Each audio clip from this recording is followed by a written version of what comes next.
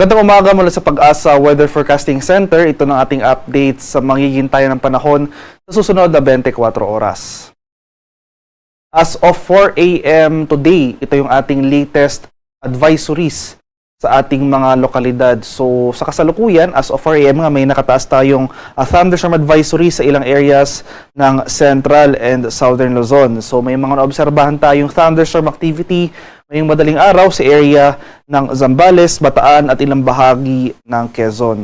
So para malaman natin at ma-monitor yung mga thunderstorm advisories or rainfall advisories na posibleng i-issue ng Pag-asa sa ating mga lokalidad within the day, ay maaring bisitahin ang official website ng panahon.gov.ph.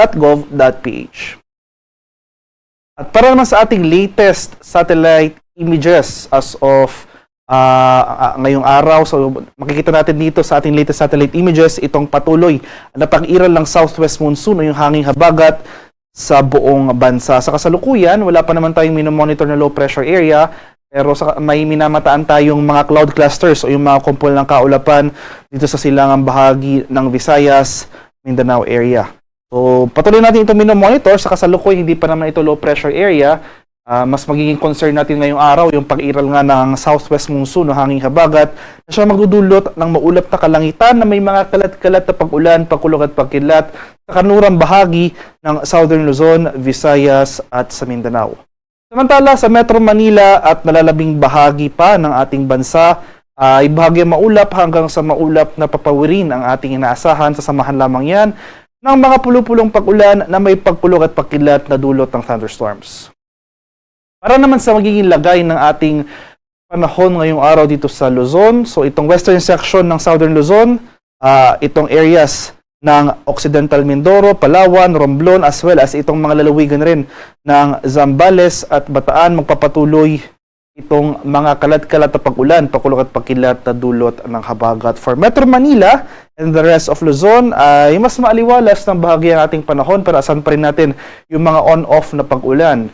So, kadalasan yung mga biglaan at panandaliang pag-ulan na dulot ng thunderstorms na ito, kadalasan nangyayari sa dakong hapon at sa gabi. Sa areas naman ng Palawan, Visayas at sa Mindanao, so mapapansin po natin itong western section ng ating bansa makakaranas ng mga pag-ulan na dulot ng habagat, since ito yung mga areas na exposed sa pag-iral ng southwest monsoon. So, itong area ng Palawan, Western Visayas, Negros Island Region, Zamboanga Peninsula at Northern Mindanao, asahan natin ngayong araw ang mataas na tsansa ng mga tuloy-tuloy na kaulapan at mga pag-ulan. Samantala sa nalalabing bahagi ng Visayas at sa Mindanao, dito sa area ng Central and Eastern Visayas, Caraga, sa Barm, Soxargen at Davao Region, asahan naman natin ang bahagyang maulap hanggang sa maulap at papawirin. So maaliwalas sa panahon rin na ating inaasahan ngayong umaga hanggang sa tanghali, pero pagsapit ng hapon hanggang sa gabi, maghanda tayo sa mga malalakas na biglaan at panadali ang pag-ulan na dulot ng thunderstorms. Sa kalagayan naman natin karagatan sa kasalukuyan, walang gale warning na nakataas, banayad hanggang sa katamtamang pag-alon ang mararanasan sa malaking bahagi ng ating bansa. Gayunpaman, iba yung pag-iingat pa rin sa ating mga kababayan na maglalayag, sapagkat kung meron tayong offshore thunderstorm activity, ito yung mga pag-ulan sa ating mga dagat baybayin, asahan natin ang mga pagbugso ng hangin. Akibat nito ang bahagyang pagtaas ng ating mga alon.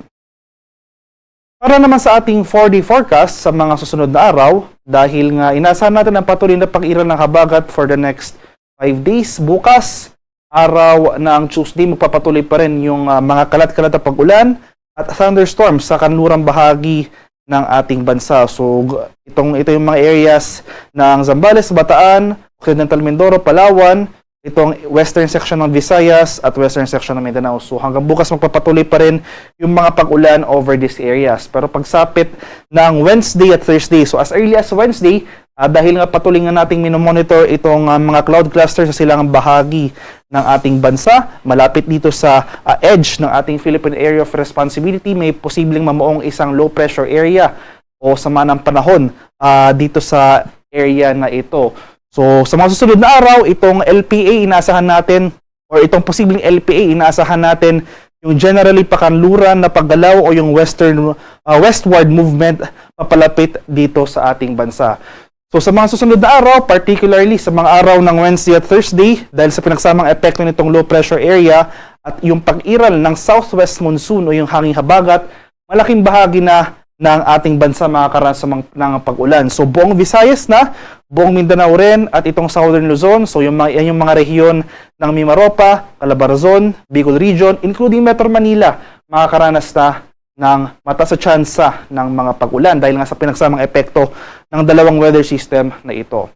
Pagsapit naman ng Friday, araw ng Biyernes, dahil inasa natin yung patuloy na paglapit ng posibleng low pressure area o sama ng panahon sa ating landmass, mas malaking bahagi pa, mas maraming areas pa ng ating bansa makakaranas ng mga pag-ulan. So possible by Friday, buong bansa, buong Pilipinas makakaranas ng mataas sa tsansa ng makulimlim na panahon at mga kalat-kalat na pag-ulan, pakulog at pagkilat, dala yan ang pinagsamang epekto ng low pressure area at ng habagat. Kaya sa mga susunod na araw, patuloy po tayong mag-monitor ng mga weather updates sa pinapalabas ng Pag-asa ukol sa mga posibleng pamumuo ng low pressure areas. Mag-monitor rin tayo ng mga localized advisories na ini-issue ng ating mga Pag-asa Regional Services Divisions.